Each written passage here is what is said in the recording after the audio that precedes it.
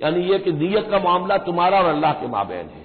ہمارا معاملہ قانون کا ہے۔ تم آئے کفار کے ساتھ جنگ کرتے ہوئے آئے ہو، پکڑے گئے ہو، اب ان میں کوئی ڈسکریمنیشن نہیں ہو سکتی۔ کوئی شخص کہے کہ نہیں صاحب میں تو مجبوراً آیا تھا، اور میں تو کسی کے کہنے میں آیا تھا، اور میں تو حقیقت میں تو اسلام لا چکا تھا، یہ بات جو ہے اب نہیں چلے گی۔ لہذا یہ ضرور ہے کہ اگر تمہارے دل میں کوئی خیر ہے، کوئی بھلائی ہے، اور اس وقت یہ کہ تم سمجھتے ہو کہ تم اس صورتحال میں مجبوراً پھنس گئے ہو اور تمہیں فدیہ ادا کرنا پڑ رہا ہے، تو اللہ تعالیٰ تمہیں اس سے کہیں زیادہ دے دے گا کہ جو آج تمہیں فدیے میں دینا پڑ رہا ہے۔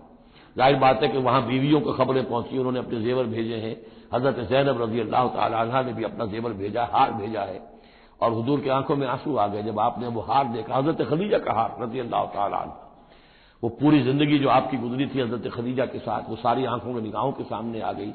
جو ان کی وفاداری تھی اور جو انہوں نے خدمت کی تھی، وفا شعاری کی تھی۔ تو اس کے بعد مسلمانوں سے کہا کہ یہ اس ماں کی یادگار تھی بیٹی کے پاس، اگر آپ لوگ اجازت دیں تو یہ اس کو واپس کر دیا جائے۔ تو اس کو پھر لوگوں کی اجازت سے وہ ہار واپس کیا گیا۔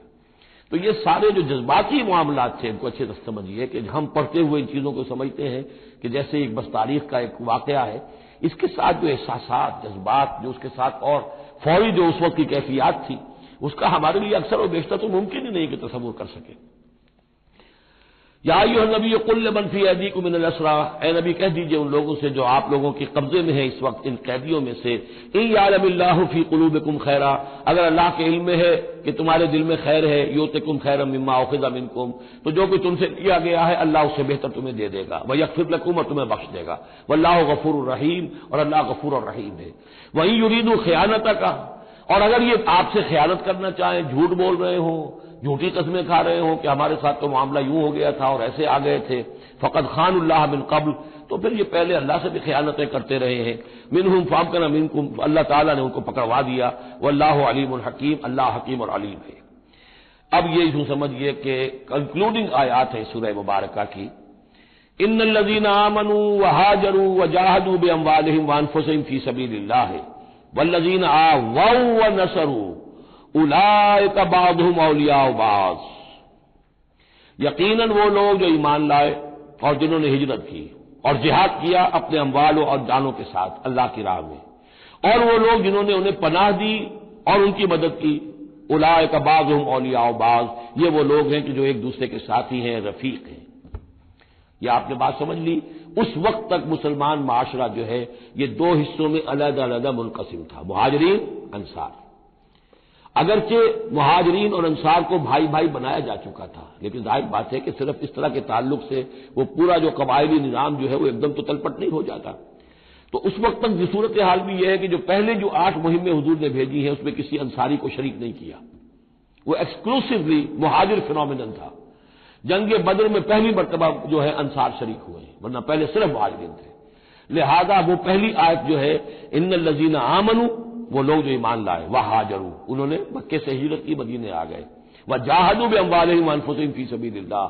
اور انصار مدینہ تو اب جہاد میں شریک ہوئے ہیں، یہ 1.5 سال سے اس جہاد میں پہلے سے چلے آ رہے ہیں کہ پوری 8 مہمیں جو پہلے کی ہیں وہ ایکسکلوسیو جو ہیں وہ صرف مہاجرین نے کی ہیں۔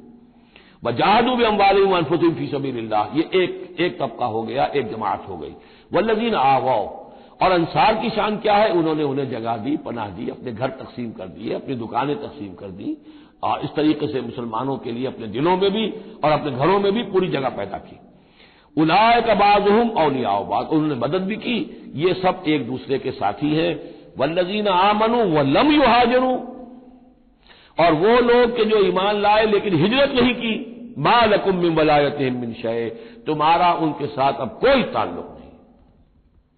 آگے چل کر سورہ نساء میں جو بعد میں نازل ہوئی ہیں، پڑھ چکے ہم پہلے، ان میں تو یہ ہے کہ وہ کافر اور منافق قرار دیا گیا،